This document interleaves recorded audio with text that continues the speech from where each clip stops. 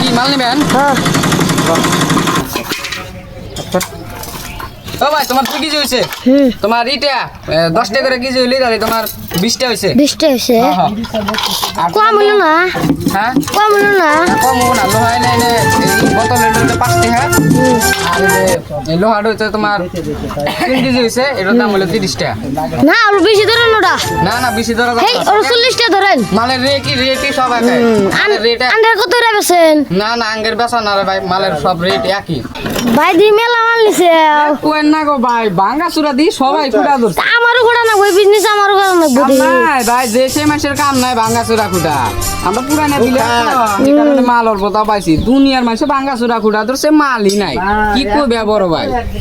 না আমারও ঘোড়া নাকবো কালকে জান কালকে না মুবারম কামে কত লাভ বাড়ায় দেখবেন নি।